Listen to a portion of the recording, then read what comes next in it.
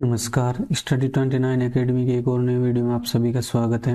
आज हम कक्षा 9 राजस्थान का स्वतंत्रता आंदोलन व शौर्य परंपरा किताब का 5वां अध्याय जिसका दूसरा भाग पढ़ेंगे। पहले भाग में हमने बीकानेर व जोधपुर के जन आंदोलनों के बारे में पढ़ा, उससे आगे हम इस वीडियो में जानेंगे। तो इस पाठ को समझने के लिए वीडियो को शुरू से लेकर अंत तक देखें और अपना कोई सुझाव हो तो कमेंट बॉक्स में जरूर लिखें। आज हम सबसे पहले जैसलमेर में जन आंदोलन के बारे में जानेंगे। जैसलमेर एक ऐसा राज्य था जहाँ जन चेतना का नितांत अभाव था। इसका मूल कारण यह था कि जैसलमेर में कम जनसंख्या थी तथा इसका अधिकांश भाग मरु भाग था। यानी जैसलमेर में जनसंख्या घनत्व बहुत कम था और उसका ज्यादातर भाग है मरु भाग, रेगिस्तानी इलाका था। यातायात के साधनों का अभाव था और संचार माध्यम भी विकसित नहीं थे। यहाँ के राजा ने जन आकांक्षाओं को अधिक दबा रखा था। यही कारण है कि पहला समाचार पत्र विजय 1920 ईस्वी में प्रारंभ हुआ और 1932 ईस्वी में माहेश्वरी समाज नवयुवक मंडल का गठन किया गया। राजा ने इस पत्र पर प्रतिबंध लगाकर इसके मंत्री को जेल में डाल दिया। सागरमल गोपा ही ऐसे पहले व्यक्ति थे जिन्होंने निरंकुश शासन के विरुद्ध जनता में जागृति पैदा की, परंतु वे रियासती शासन के आतंक व अत्याचार के शिकार हुए। सागरमल अपनी व्यथा का वृत्तांत नित जयनारायण व्यास, शेख अब्दुल्ला और जवाहरलाल नेहरू को भेजते थे। सागरमल गोपाल को 4 अप्रैल 1946 को जेल में ही जलाकर मार डाला। इसके बाद मीठालाल व्यास ने जैसलमेर प्रजामंडल की स्थापना का साहस किया, परंतु राजा के आतंक से बचने के लिए इसकी स्थापना जोधपुर में की गई। यानी जैसलमेर प्रजामंडल की स्थापना है वो जोधपुर में मीठालाल व्यास द्वारा की जाती है। 28 मई को जयनारायण व्यास व मीठालाल ने जैसलमेर में जुलूस निकाला और एक विशाल आम सभा का आयोजन किया। इसके पश्चात जन भावना को नहीं दबाया जा सका। अंत में जैसलमेर भी वृद्ध राजस्थान में शामिल हो गया। अब आगे है मेवाड़ में जन आंदोलन। मेवाड़ राज्य में जन जागृति का सूत्रपात पहले ही बिजोलिया सत्याग्रह और बेंगू किसान आंदोलन के रूप में हो चुका था। अप्रैल 1938 में माणिक्यलाल वर्मा ने मेवाड़ प्रजामंडल की स्थापना की। मेवाड़ के तत्कालीन प्रधानमंत्री धर्मनारायण ने इसे गैर कानूनी संस्था घोषित कर दिया और माणिक्यलाल वर्मा को मेवाड़ छोड़कर चले जाने का आदेश दिया। इस पर माणिक्यलाल वर्मा अजमेर चले गए और अपनी गतिविधियों का संचालन वहां रहकर करने लगे। लेकिन मेवाड़ की सरकार ने फरवरी 1939 में माणिक्यलाल वर्मा को देवली से जबरदस्ती उठा लिया और उन्हें यातनाएं ही नहीं दी अपितु मुकदमा चलाकर जेल में डाल दिया गया। फरवरी 1941 में प्रजामंडल पर से प्रतिबंध हटा दिया गया। नवंबर 1941 में प्रजामंडल का प्रथम अधिवेशन माणिक्यलाल वर्मा के सभापतित्व में बड़ी धूमधाम के साथ हुआ। इस अवसर पर आचार्य जे.बी. कृपलानी तथा विजय लक्ष्मी पंडित भी आई और खादी व ग्रामोद्योग प्रदर्शनी का आयोजन भी किया गया। बाद में मेवाड़ हरिजन सेवा संघ की स्थापना की गई और इसका कार्यभार मोहनलाल सुखाड़िया को सौंपा गया। इसी प्रकार भील, मीणा और आदिवासियों के कल्याण का कार्य बलवंत सिंह मेहता के सुपुर्द किया गया। अगस्त 1942 में जब महात्मा गांधी ने भारत छोड़ो आंदोलन चलाया तो प्रजामंडल को फिर गैर कानूनी संस्था घोषित कर दिया गया और इससे संबंध नेताओं को गिरफ्तार कर लिया गया। दिसंबर 1945 में मेवाड़ प्रजामंडल के नियंत्रण पर अखिल भारतीय देशी राज्य लोक परिषद का 7वां अधिवेशन उदयपुर में आयोजित किया गया, जिसमें 435 प्रतिनिधियों ने भाग लिया। इस सम्मेलन की अध्यक्षता पंडित जवाहरलाल नेहरू ने की थी। धीरे धीरे देश के वातावरण के साथ मेवाड़ में भी परिवर्तन आने लगा। महाराणा ने उत्तरदायी शासन की मांग को आंशिक रूप से स्वीकार करते हुए मेवाड़ को नया संविधान दिया, जिसका प्रारूप के.एम. मुंशी ने तैयार किया था। स्वतंत्रता के बाद मेवाड़ भी राजस्थान में विलीन हो गया। अगला है कोटा में जन आंदोलन। कोटा में जन जागृति का सूत्रपात लगभग 1918 ईस्वी से ही आरंभ हो गया था। कोटा निवासियों ने भी विदेशी वस्तुओं का बहिष्कार चालू कर दिया था और उनमें गांधी टोपी पहनने जाने का उत्साह शुरू हो गया था। यहाँ पंडित नयनूराम शर्मा पहले व्यक्ति थे जिन्होंने राजकीय सेवा का त्याग कर सार्वजनिक जीवन में प्रवेश किया था। वे विजय सिंह पथिक द्वारा स्थापित राजस्थान सेवा संघ के सक्रिय सदस्य बन गए थे। उन्होंने सर्वप्रथम बेगार प्रथा के विरुद्ध कोटा में आंदोलन चलाया और 1934 ईस्वी में हाड़ौती प्रजामंडल की स्थापना की। फिर इनके साथ पंडित अभिनहरी भी हो गए और दोनों ने मिलकर सरकार से उत्तरदायी सरकार बनाने का आग्रह किया। अभिनहरी मांगरोल के रहने वाले थे, इसलिए उन्होंने यह 1939 ईस्वी में कोटा राज्य प्रजामंडल की स्थापना वहां की। इसकी अध्यक्षता पंडित नरेंद्रराम ने की। अधिवेशन के स्वागताध्यक्ष सेठ मोतीलाल बनाए गए। 1940 ईस्वी में कोटा की रामतलाई क्षेत्र में कोटा प्रजामंडल का अधिवेशन आयोजित किया गया। इस अधिवेशन की अध्यक्षता पंडित अबिन हरि ने की। इस सम्मेलन में विजय सिंह पथिक भी भाग लेने आए थे। कोटा प्रजामंडल की गतिविधियों को उस समय धक्का लगा जब पंडित नरेंद्रराम के ज्ञात लोगों ने हत्या कर दी और इससे पंडित अबिन हरि पर प्रजामंडल का पूरा भार आ गया। 1942 के भारत छोड़ो आंदोलन के समय पंडित अबिन हरि ने आंदोलन छेड़ दिया। इस आंदोलन में इनके साथ मास्टर शंभुदयाल सक्सेना, नाथूलाल जैन, श्याम नारायण सक्सेना, सेठ मोतीलाल, वकील वेणी माधव, श्रीमती वेणी माधव इत्यादि उनके साथ थे। 1945 ईस्वी में इस आंदोलन में विद्यार्थी भी शामिल हो गए। उन्होंने जुलूस निकाले और आम सभाएं आयोजित की। प्रदर्शनकारियों पर लाठीचार्ज हुए, लेकिन भीड़ ने शहर में कोतवाली पर कब्जा कर तिरंगा झंडा फहरा दिया। कोटा की शहर पनाहे के फाटक बंद कर दिए गए। शहर में आने वाली सड़कों में गड्ढे खोद दिए ताकि बाहर से कोई मदद न आ सके। कोटा के दीवान सर हरिलाल गोसलिया और आईजी पुलिस संत सिंह आंदोलन को कुचल देना चाहते थे, परंतु कोटा के महाराव भीम सिंह ने पलायता के सर ओंकार सिंह के माध्यम से जनता से 16 अगस्त 1945 को समझौता कर लिया।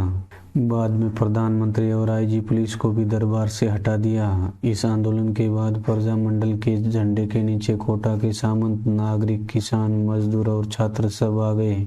जब देश आजाद हुआ तो कोटा के महाराव भीम सिंह ने राजस्थान के विलीनीकरण की प्रक्रिया में महत्वपूर्ण योगदान दिया और इसी कारण वे पूरे राजस्थान के उपराज प्रमुख बनाए गए। अगला है बूंदी में जन आंदोलन। बूंदी में भी कोटा की भांति राजनीतिक जनजागृति के लक्षण पहले ही दिखाई दे रहे थे। विजय सिंह पथिक और रामनारायण चौधरी ने करवर्दी और बेगार के विरुद्ध आंदोलन प्रारंभ किया। पुलिस ने किसानों पर अपना दमन चक्र चालू किया और नमाणा ग्राम में बहुत अत्याचार किए, जिससे आंदोलन में और तेजी आ गई। बूंदी के महाराव ईश्वर सिंह ने आंदोलन को दबाने का भरसक प्रयास किया। 1931 में कांतिलाल की अध्यक्षता में बूंदी प्रजामंडल की स्थापना की गई। 1936 में सरकार ने राजस्थान समाचार पत्र के प्रकाशन पर पाबंदी लगा दी, लेकिन कांतिलाल व नित्यानंद ने इसकी परवाह नहीं करते हुए प्रशासकीय सुधारों की मांग की। 1937 ईस्वी में प्रजामंडल के अध्यक्ष ऋषि दत्त मेहता को 3 वर्ष के लिए राज्य से निष्कासित कर दिया, परंतु जब वे 1941 ईस्वी वापस बूंदी आए तो उन्होंने फिर आंदोलन प्रारंभ किया। 1942 ईस्वी में उन्होंने ब्रज सुंदर शर्मा को साथ लेकर आंदोलन छेड़ दिया। समय की मांग के अनुसार महाराव ईश्वरी सिंह में भी परिवर्तन आया और उन्होंने संविधान निर्मात्री सभा की नियुक्ति कर दी। भारत आजाद होने पर बूंदी विवृद्ध राजस्थान में विलीन हो गया। अब जयपुर में जन आंदोलन। जयपुर में जन जागृति कार्य का श्री गणेश अर्जुनलाल सेठी ने किया। उनके बाद जमनालाल बजाज ने 1927 में चरखा संघ की स्थापना की। 1931 ईस्वी में कपूर चंद पाटनी ने जयपुर प्रजामंडल की स्थापना की। प्रारंभ में इसका कार्य समाज सुधार ही था। बाद में पंडित हीरालाल शास्त्री, चिरंजी लाल अग्रवाल, कपूर चंद पाटनी व दौलतमल भंडारी को भी गिरफ्तार कर लिया गया। इसके विरोध में जयपुर शहर में इस दमन चक्र की भर्त्सना की गई। आखिर सरकार प्रजामंडल के नेताओं से बातचीत करने के लिए तैयार हो गई। अगस्त 1939 ईस्वी को दोनों पक्षों में समझौता हो गया, जिसके फलस्वरूप प्रजामंडल को मान्यता मिल गई और सेठ जमनालाल बजाज व अन्य कार्यकर्ता रिहा कर दिए गए। 1940 ईस्वी में पंडित हीरालाल शास्त्री प्रजामंडल के अध्यक्ष निर्वाचित हुए। उन्होंने राज्य भर में प्रजामंडल की शाखाएं खोल दी। 1941 ईस्वी नवंबर में प्रजामंडल का तीसरा अधिवेशन हुआ। 1942 के भारत छोड़ो आंदोलन के समय जयपुर में आंदोलन छेड़ा गया तो जयपुर महाराज ने उत्तरदायी सरकार की मांग को स्वीकार कर लिया। अब जयपुर में आंदोलन का कोई औचित्य नहीं रहा। इस समय प्रजामंडल में 2 वर्ग हो गए थे। एक वर्ग अपने आप को अखिल भारतीय आंदोलन के साथ रखना चाहता था और दूसरा, जिसका नेतृत्व शास्त्री जी कर रहे थे, आंदोलन के पक्ष में नहीं था। परंतु बाबा हरीश चंद्र के गुट के दबाव में सितंबर 1942 को हीरालाल शास्त्री ने प्रधानमंत्री सर मिर्जा इस्माइल को आंदोलन छेड़ने का अल्टीमेटम दे दिया। इस पर प्रधानमंत्री ने शास्त्री जी को वार्तालाप के लिए आमंत्रित किया। दोनों में बातचीत के बाद निम्न समझौता हो गया। युद्ध के लिए राज्य सरकार जनधन की सहायता नहीं देगी। प्रजामंडल को राज्य में शांतिपूर्वक युद्ध विरोधी अभियान चलाने की स्वतंत्रता होगी। ब्रिटिश प्रांतों से आने वाले किसी आंदोलनकारी को प्रवेश करने में नहीं रोका जाएगा। जनता को उत्तरदायी शासन देने के लिए राज्य शीघ्रातिशीघ्र कार्रवाई करेगा। प्रजामंडल महाराजा के विरुद्ध किसी प्रकार की सीधी कार्रवाई नहीं करेगा।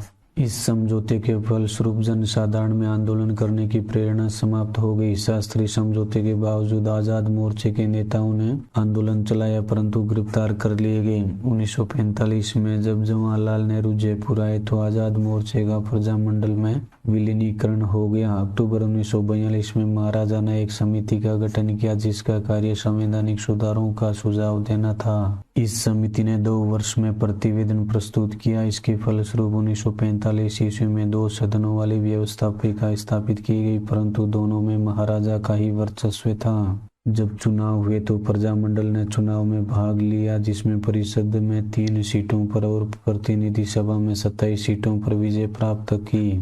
24 जुलाई 1947 के दिन जब नरेंद्र मंडल की सभा हुई तो जयपुर नरेश ने यह घोषणा कर दी कि वे भारतीय संघ में सम्मिलित होंगे, लेकिन जब उत्तरदायी सरकार का निर्माण किया गया तो उसमें प्रजामंडल का केवल 1 सदस्य ही लिया गया। जनता के दबाव पर मंत्रिमंडल का विस्तार किया गया, जिसमें हीरालाल शास्त्री को मुख्यमंत्री बनाया गया और देवी शंकर तिवारी, दौलतमल भंडारी और टीकाराम पालीवाल को मंत्री बनाया गया। 30 मार्च 1949 को जयपुर का राजस्थान संघ में विलीनीकरण हो गया और उत्तरदायी सरकार की स्थापना की गई। महाराजा मान सिंह को राजस्थान का राज प्रमुख बनाया गया। महाराणा उदयपुर को महाराज प्रमुख और कोटा महाराव को उपराज प्रमुख बनाया गया। अलवर में जन आंदोलन। अलवर राज्य की जनता में जागृति लाने का कार्य पंडित हरि नारायण शर्मा ने किया। उन्होंने अस्पृश्यता निवारण संघ, वाल्मीकि संघ तथा आदिवासी संघ की स्थापना की, खादी का प्रचार किया और आम जनता में जागृति पैदा करने का प्रयास किया। जब मार्च 1933 में ब्रिटिश सरकार ने अलवर के महाराजा जय सिंह को गद्दी से उतार कर अपने मनोनीत एक जागीरदार के पुत्र तेज सिंह को गद्दी पर बिठा दिया तो इसके विरोध में जनता ने एक आम सभा आयोजित की। राज्य सरकार ने हरि नारायण शर्मा, कुंज बिहारी लाल मोदी और अन्य नेताओं को गिरफ्तार कर लिया। 1938 ईस्वी में अलवर राज्य प्रजामंडल की स्थापना हुई। अन्य प्रजामंडलों की भांति अलवर प्रजामंडल ने भी उत्तरदायी सरकार की मांग की और आंदोलन चालू किया। 1940 ईस्वी में राज्य द्वारा युद्ध कोष के लिए धन एकत्रित करने का प्रजामंडल ने विरोध किया। इस पर हरि नारायण शर्मा और उनके सहयोगी मास्टर भोलानाथ को गिरफ्तार कर लिया गया। आम जनता ने इसका विरोध किया। भारत छोड़ो आंदोलन में भी प्रजामंडल ने आंदोलन किया। जनवरी 1944 ईस्वी में भवानी शंकर शर्मा की अध्यक्षता में प्रजामंडल का पहला अधिवेशन हुआ, जिसमें उत्तरदायी सरकार की मांग को दोहराया गया। फरवरी 1946 में उत्तरदायी सरकार बनाने के लिए प्रजामंडल ने आंदोलन छेड़ दिया और कई गिरफ्तारियां दी। इसके पश्चात जून 1946 ईस्वी में प्रजामंडल ने किसानों के समर्थन में आंदोलन किया। प्रजामंडल और सरकार में टकराव 1947 ईस्वी में भी चलता रहा। अलवर में सांप्रदायिक दंगे हुए। इसके लिए अलवर के दीवान NB खरे को उत्तरदायी ठहराया गया और सरकार को यह संदेश था कि महात्मा गांधी की हत्या में खरे की मिलीभगत थी, अतः खरे को दिल्ली में रहने के आदेश दिए गए। मार्च 1948 में अलवर राज्य का मत्स्य संघ में विलय हो गया। भरतपुर में जन आंदोलन। भरतपुर राज्य में जन जागृति उत्पन्न करने वालों में जगन्नाथ दास अधिकारी और गंगा प्रसाद शास्त्री का नाम प्रमुख है। भरतपुर के तत्कालीन राजा महाराजा किशन सिंह 1900 से 1927 एक प्रगतिशील व्यक्ति थे। उन्होंने हिंदी को राजभाषा का दर्जा दिया और गांवों व नगरों में स्वायत्त शासित संस्थाओं को विकसित किया। वे उत्तरदायी सरकार बनाने के भी पक्षधर थे। उनके प्रगतिशील विचारों की उन्हें कीमत चुकानी पड़ी और ब्रिटिश सरकार ने उनको गद्दी से उतार दिया और बालक विजेंद्र सिंह को गद्दी पर बिठा दिया तथा शासन चलाने के लिए एक प्रशासक नियुक्त कर दिया। 1930 में भरतपुर महाविद्यालय के छात्रों ने स्वतंत्रता दिवस मनाया। 1938 में राज्य के बाहर रेवाड़ी में भरतपुर प्रजामंडल की स्थापना की गई। इसके अध्यक्ष गोपीलाल यादव बने और कोषाध्यक्ष मास्टर आदित्येंद्र को बनाया गया। राज्य सरकार ने प्रजामंडल को गैर कानूनी संस्था घोषित कर दिया। इस पर प्रजामंडल ने 21 अप्रैल 1938 ईस्वी को सरकार के विरुद्ध सत्याग्रह प्रारंभ कर दिया। अंत में 23 दिसंबर 1940 ईस्वी को प्रजा परिषद को मान्यता दे दी गई और सब नेता जेल से छोड़ दिए गए। 30 दिसंबर 1940 ईस्वी को परिषद का पहला सम्मेलन जयनारायण व्यास की अध्यक्षता में आयोजित किया गया। इसमें उत्तरदायी शासन की मांग प्रस्तुत की गई। सरकार ने 22 अक्टूबर 1942 में ब्रज जनप्रतिनिधि समिति के गठन की घोषणा की। इसके लिए अगस्त 1943 में चुनाव करवाए गए। इसमें 50 सदस्य थे, उनमें से 39 निर्वाचित थे। प्रजा परिषद ने इनमें से 27 पद जीत लिए। युगल किशोर चतुर्वेदी को इसका नेता बनाया गया और मास्टर आदित्येंद्र को उपनेता, लेकिन परिषद के ढकोसले का शीघ्र ही पता लग गया और परिषद के सदस्यों ने इसका बहिष्कार करना चालू कर दिया।